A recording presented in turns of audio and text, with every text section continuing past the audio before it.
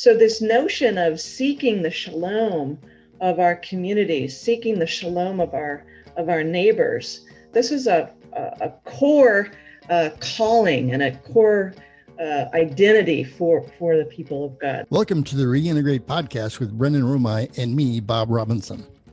Our special guest today is Dr. Amy Sherman. She is a senior fellow for the Sagamore Institute, where she directs their Center on Faith in Communities. Amy Sherman is the author of 6 books and over 80 articles and essays, including her last book titled Kingdom Calling, Vocational Stewardship for the Common Good from InterVarsity Press, which won Christianity Today's 2013 Book of the Year in Christian Living. It has been one of the most helpful books for us to reintegrate our faith with our work. She has just submitted the manuscript to InterVarsity Press for her next book, which will be titled Agents of Flourishing, Pursuing Shalom in Every Corner of Society. Well, welcome to the podcast, Amy. I really appreciate you being with us. It's a pleasure. Could you tell us what you do at the Sagamore Institute? Yeah, I run something that we call the Center on Faith in Communities, which is a bit of a fancy name. Really, what I do is I am a minister to ministries. So I love coming alongside congregational leaders, nonprofit leaders, ministry leaders, and just really trying to encourage them. I do a lot of training. I do a lot of consulting, coaching. I take on quite a few evaluation projects. I do a lot of writing. So I'm writing toolkits for ministry leaders. I love writing stories that kind of shine the spotlight on great things that folks are doing in community ministry. So really just try to build capacity and hopefully bring some inspiration and encouragement to ministry leaders. You have a forthcoming book that you told me you just sent in a manuscript to InterVarsity Press. That's right. You said it was titled Agents of Flourishing, Pursuing Shalom in Every Corner of Society.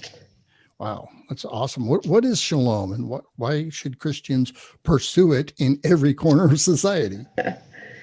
Well, shalom is a really, really beautiful Hebrew word, and our English translation of it typically is the word peace, which captures some, but not really the full meaning of the original word. So shalom really connotes this idea of flourishing.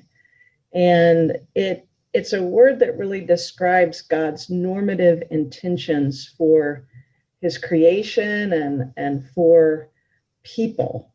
So one of the ways I like to think about shalom is as a fourfold kind of understanding of peace. So peace with God, an intimate relationship with God, peace with self, so psychological wholeness and wellness, peace with other people, so that social dimension, and then peace with the created order itself, whereby people and the planet are kind of coexisting in a interdependent and healthy and mutually beneficial way. So you have this notion of spiritual wholeness, psychological wholeness, social wholeness, and physical or material wholeness. And you put that all together, and that kind of gives you what shalom is about. I'm going to read an important passage from Jeremiah chapter 29. It starts out by telling us that we're about to read the words of a letter that God led Jeremiah to write to the people who had been ripped away from their homes in Israel and forcefully placed in a pagan nation called Babylon. And so this is what God wants his people to do while they dwell in a nation that does not know the real God. So these words are pretty shocking, I think. Jeremiah 29, I'll start in verse 5. This is what God tells these folks.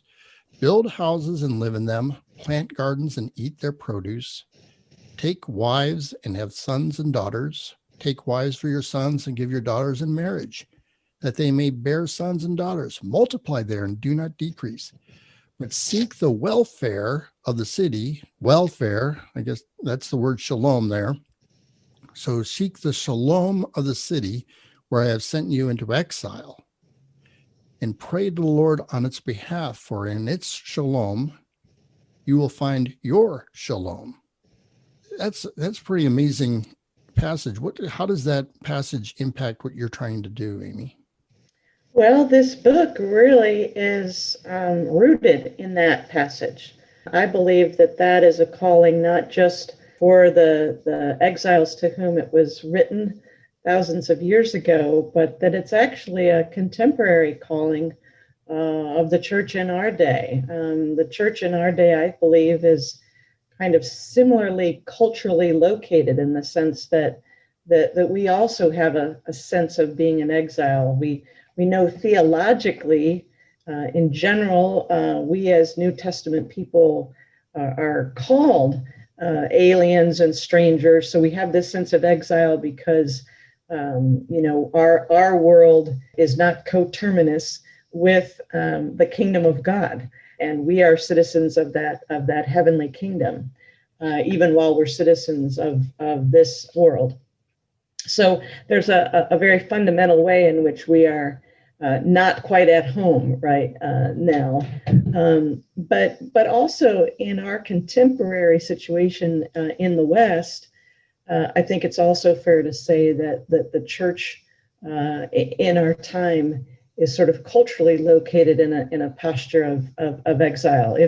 If we were ever once at the center, quote unquote, of the culture, we are no longer in that kind of a position, and not everyone, agrees with our fundamental convictions. And I think that God's word through Jeremiah is very relevant for today, not only because of our cultural locus in exile, but also because this call to seek the shalom of others is not just a call that happens there in Jeremiah 29. Really, this is the kind of the fundamental calling all along for God's people. Back in the Garden of Eden, we were called to tend and care for the creation and to bring about its flourishing, and to serve as royal priests in the world, bringing flourishing and wholeness to others. And then that calling kind of gets picked up again when you see Genesis 12, when God calls Abraham to be the leader of his people in the world, who are meant to be a people of blessing. A people that God will bless, and then he will make them a blessing to others, and they're to be kind of a light to the world.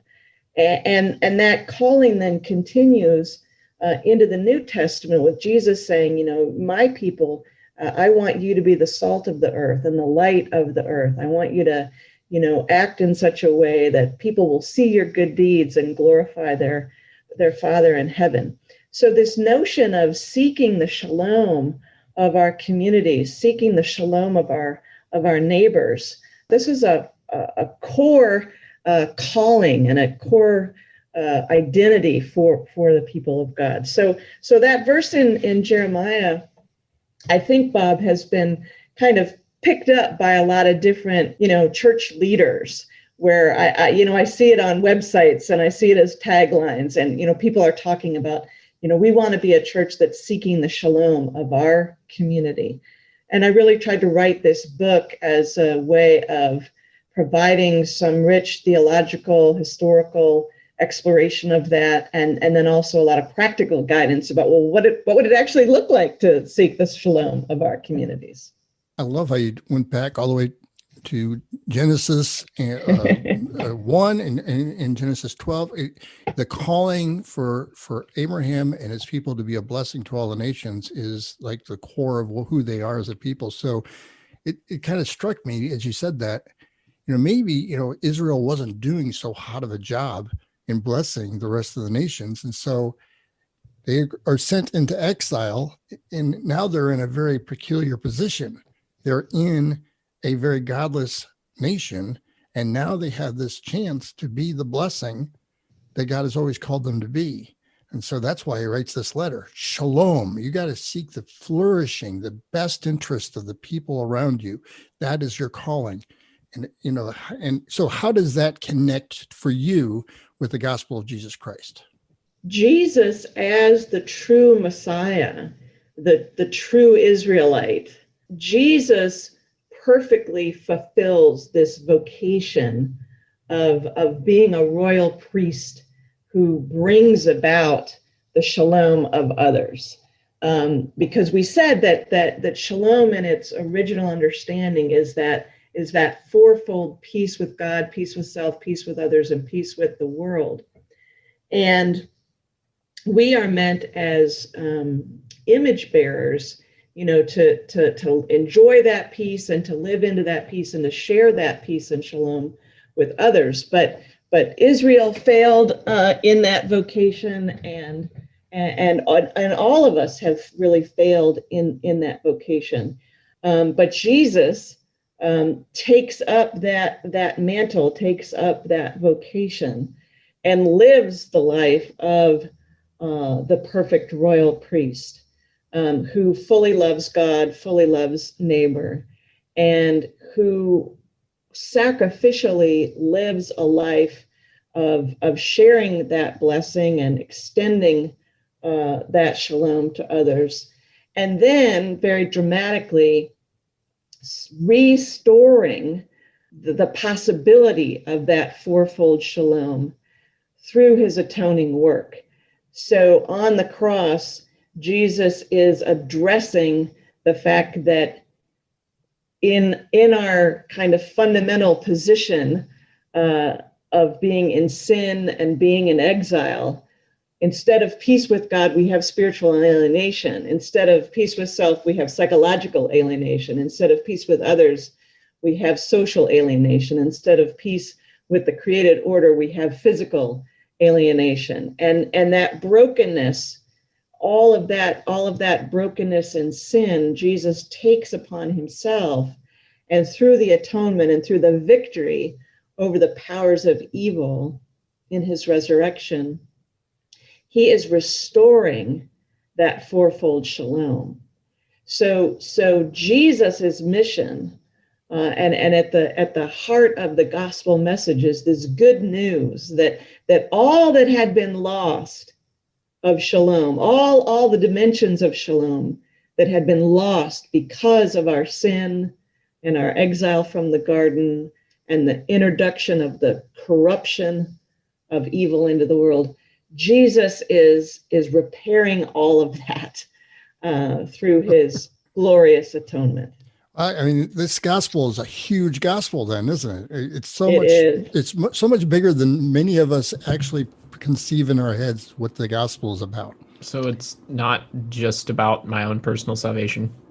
That's right. And of course, there's a really important part of which it is about our personal salvation. Right. I mean, right? God has always been this personal God, the God of Isaac and Jacob. He knows our names. So there's a beautiful dimension of personal salvation. But that personal salvation is part of this larger, beautiful gospel story of, Jesus is not just renewing me and you, he's renewing all things. And if we don't, obviously, if we don't get that, that is really problematic, right? That's not just a sort of, oh gosh, we didn't quite get our theology right. No. If we fail to understand this comprehensive, big, kingdom-sized gospel, we won't really understand what the mission of the church is, or our own personal participation in the mission. Jesus says, "Come and follow me. Come and be part of what I'm doing." If we don't really understand what he's done on the cross, we're not really going to understand our missional vocation in the world. So for us as Christians, how can we both individually and as congregations go about seeking shalom within our communities?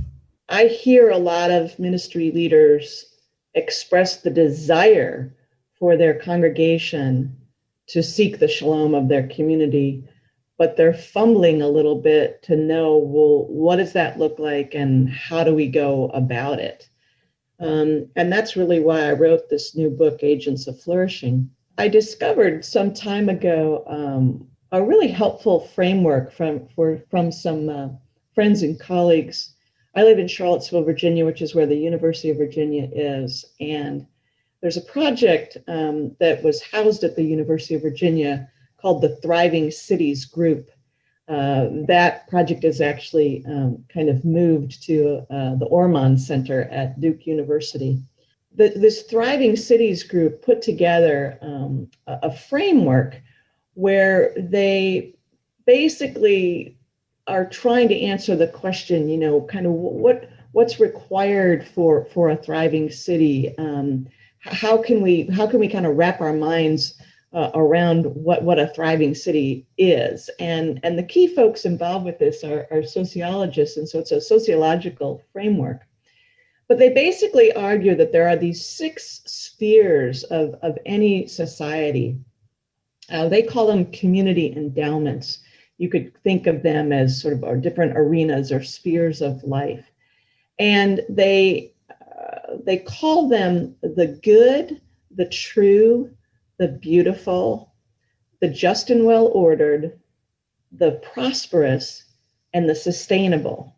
And as those names suggest, you can kind of begin to anticipate sort of what kinds of institutions and activities would be taking place in each of those things. And so the realm of the true is the realm of human knowledge and learning, and the realm of the prosperous is the economic life of the community, and the realm of the sustainable is the realm of the natural and physical health and environment. And so the Thriving Cities Group basically argues that a thriving community will be strong in each of these 6 different arenas of life.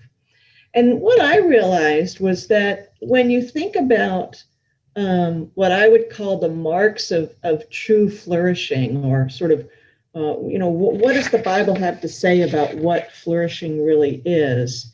When you begin to sort of identify what some of those marks of true flourishing are, there's actually some really interesting correspondence between this sociological framework, these 6 community endowments, and those marks. So, for example, the realm of the good is the realm of social ethics and the mores of society, and it has a lot to do with healthy relationships. Well, the first mark of true biblical flourishing would be communion with God and deep relationship with other people. So you sort of see a connection there. Similarly, true biblical flourishing involves real attentiveness to beauty and creativity. And that kind of lines up very well with this idea of the realm of the beautiful, or the community endowment of the beautiful. So I organized the book by these 6 realms of life: the good, the true, the beautiful, the just and well-ordered, the prosperous, and the sustainable. And essentially what I try to do is help church leaders realize, okay, here's what the Bible kind of teaches us about what are God's intentions for how life ought to be within that sphere of society. What can we learn by thinking about how sin has deformed aspects of life within each of those 6 realms? And then what contributions might a church begin to try to make in those different arenas? And churches that have begun kind of playing with this idea, what we've had is church leaders beginning to have some light bulbs come on, where they recognize, oh, when I kind of look at my congregation, I realize that in God's sovereign grace, He's brought us a whole lot of educators, or He's brought us a whole lot of medical folks, or He's brought us a whole lot of business people. And that then begins to kind of clue them into, oh, well, maybe that means that of all these 6 dimensions of how we could try to contribute to the health of our community, maybe the best strategic investment, we could make as a church that has a lot of business people is in this realm of the prosperous, or as a church with a lot of medical people is in the realm of the sustainable, or as a church with a lot of educators in the realm of the true.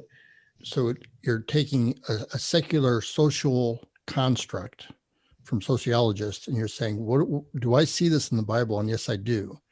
But my guess is that a secular understanding of these 6 things might differ in some ways from a biblical understanding of these 6 things in some ways. And sometimes they probably are just, they match perfectly, right? Yeah, that's right. And so one of the things I try to do at the beginning of each of these 6 sort of sections is try to identify, what biblical principles illumine God's normative intentions for these different spheres. And then I try to ask the question, well, because of the fall, we know that sin and corruption have now begun to influence each of those 6 spheres of life. And so I try to do a little bit of thinking about the ways in which we see distortions Right. and malformations of how, the fact that how things are in these different realms are not necessarily the way they ought to be, so that congregations will have a sense of, oh, here's the positive things that we see within this realm that align with God's intention. Those are the things we want to bolster, nurture, encourage.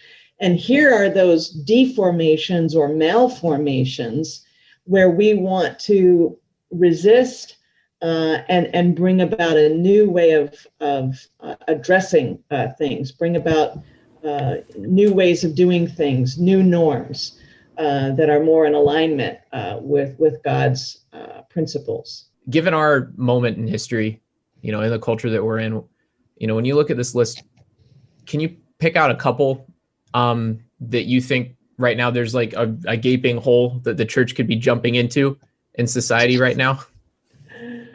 Right. I think I would want to say no. As an organizing principle for taking a big concept and trying to break it down, it's helpful to sort of look at these things as these 6, distinct buckets or categories. But in fact, in the real world, in any particular community, these 6 dimensions of life, they kind of interpenetrate. And there's overlap, and there's a very dynamic, mutually reinforcing relationship.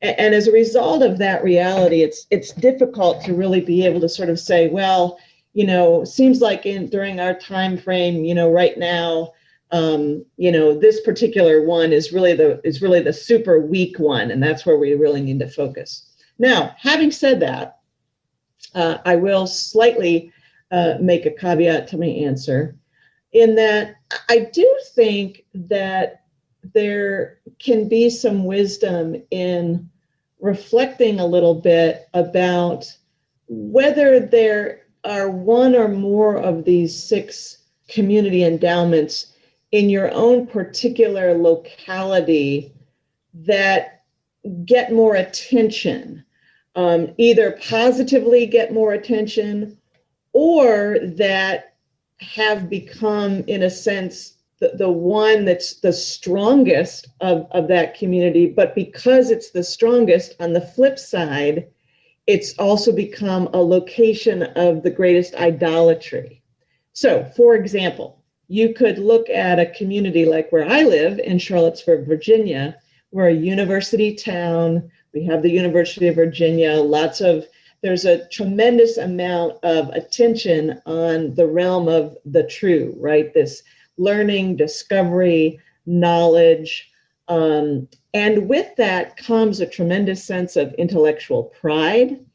With that comes a kind of sense that the life of the mind is more important than other aspects of life. So in that way, here in Charlottesville, I think it would be reasonable for all churches in Charlottesville to sort of recognize, this is an arena within our own particular locality where we maybe have some both special advantages because of the strengths in this realm, but also some special challenges and idolatries that we need to resist. At the risk of being too political, so many Christians today of a certain ilk, they think they want to try to preserve their well-being, and therefore the way they preserve their well-being is that they actually fight Babylon. And God's instruction to the Israelites in Babylon was, don't fight Babylon, seek the Shalom of Babylon. Isn't that fascinating? Yeah, I think that's exactly right. And, there's a certain sort of posture or conviction that I bring to the book related to kind of how the church should be in relationship to the culture. And actually, my former pastor, really smart guy named Greg Thompson, talks about this in a paper that he wrote some time ago, where he sort of spells out these different postures.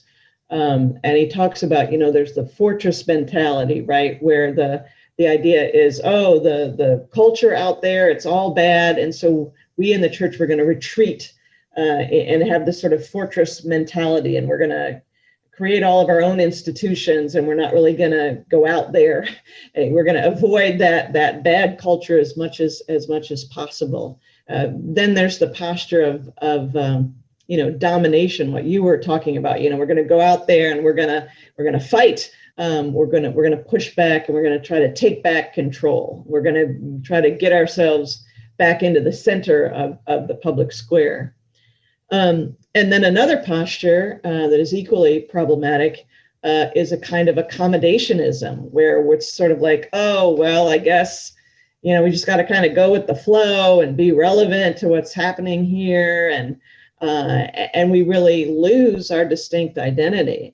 Listeners who are paying attention to when you were reading that text from Jeremiah would have heard, the letter is telling the exiles both to retain their distinct ethnic identity. They need to continue to be the Jewish people of God with their rituals and marrying within their own community and that sort of thing. So they are to be distinct from pagan Babylon. They're not to just accommodate to whatever the Babylonians are doing. They're to simultaneously be distinct while also loving and serving these pagan neighbors. And that really is the fourth posture that Greg talks about. Not a fortress mentality, not an accommodationism, not a domination paradigm, but a faithful engagement paradigm where we see our relationship as the church to the culture around us as an engagement by which we continue to be faithful to our own identity as the beloved community of God. But at the same time, we are going to be willing to lay down our lives and, like Jesus, be self-sacrificing servants of others, being salt and light in the world. For our listeners, what first steps would you give them, both as individuals and as congregations? What first steps would you give them to be agents of flourishing in our communities? I think the very first thing that churches need to do is really a comprehensive audit or inventory of the assets that God has placed into their hands. God is calling us to seek the shalom of our communities, and he has gifted each congregation in, different ways with different kinds of resources and different kinds of people in the pews. And he wants us to steward all that he's given us well and strategically. And we cannot steward well that which we do not recognize we possess. You kind of need to know what the vocational power sitting in your pews is. So you actually need to know, where are all your folks? They gather together on Sundays, but then they go out and they scatter into all of these different 6 realms. Well, who's where? Do you know who the lawyers in your congregation are? Do you know who the carpenters are? Do you know who the artists are? Do you know who's on the school board? One of the groups I do a lot of consulting for is Made to Flourish, and we've put together some tools that I think help churches with these kind of asset inventories. The next step is to try to do a similar kind of inventory of the assets of your community. As you think about serving your communities, that might be the decision to try to serve a particular population group in your community. Like, for example, maybe a lot of refugee families have moved in and you want to serve them well. Or maybe it's a particular neighborhood. I'm at a church where years ago I helped us launch a ministry that was very geographically focused, where we wanted to develop relationships with community members in one particular neighborhood and really work to see the Shalom of God come to greater fruition over the next couple of decades in that particular community. And in either event, just like it's important to see what are the assets and the gifts God has already placed in the congregation that need to be counted and inventoried and then mobilized and strategically deployed for good. Similarly, God has put gifts and talents and resources and assets in these communities, including communities that we sometimes tend to look at exclusively as communities of need. It's always important to recognize that the group that you're going out to serve, or the community you're going out to serve, is not only a community of need. It's also a community of assets that God has placed there that need to be discovered, leveraged, and empowered. And then when it comes to individuals, I think it's kind of similar in that, I think it's really helpful for individuals to understand these kind of 6 community endowments and begin asking questions like, well, which of these 6 arenas do I primarily work in, either as a paid person or as an unpaid laborer? Where do I have the influence? Where am I spending the most time? Which are the dimensions of social life that I'm the most passionate about? I maybe my day job is I am working in the business field in one way or another, but God has given me a great deal of personal interest in, passion for, and some gifting in the realm of the arts. And so we actually might think of ourselves individually trying to serve and love our neighbors by contributing more in the realm of the arts. Whereas another business person will be like, I love business. It's what I do, all day long. It's my day job. Now I can think more strategically about how I can be making a contribution. But this particular book, Brendan, is kind of more focused on what churches can be doing in these different sectors. My earlier book, which Bob so kindly mentioned earlier, the Kingdom Calling book, that one was really more directed to individual believers. And even though it's not organized by that same 6 community endowments framework, a lot of the material in that book, I think, would be helpful for individual believers discerning kind of where they can really make a difference and advance the kingdom based on their own particular vocational skills and interests. Well, that's very helpful, Amy. Appreciate your taking time to share all that with us. We're looking forward to this book. Thank you. It's going to be like a whole year away, though, isn't it?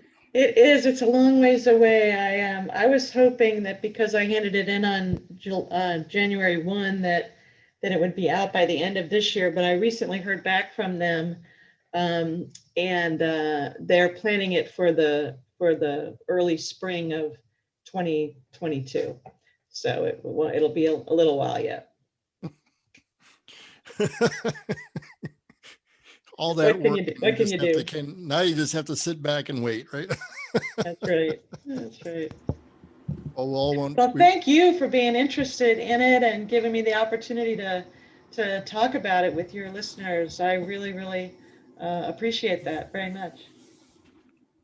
Yeah, absolutely. It was great having you on the show. Thank you. I mean, now, of course, we're going to have to sit on this episode for a year till we release it to line up with the release of the book. But well, we'll do our listeners a favor and just release it as soon as possible. Oh, yeah, okay. And then a year from now, I'll re-release it. Double dipping. There you go. I'm double dipping. That's right. Double dipping. I appreciate that. All right. Well, thank you very much, guys. You have a good rest of your evening. Thanks. You too. Take care. Thanks for listening to this episode of the Reintegrate podcast. For the latest articles on reintegrating your callings with God's mission, online resources for further learning, and how to get copies of the small group resource, a Bible study book that I authored titled Reintegrate Your Vocation with God's Mission, go to the webpage, re-integrate.org. Remember the dash. You can also find there the Reintegrate podcast page with other episodes and ways to email us to comment on this podcast. That's re-integrate.org.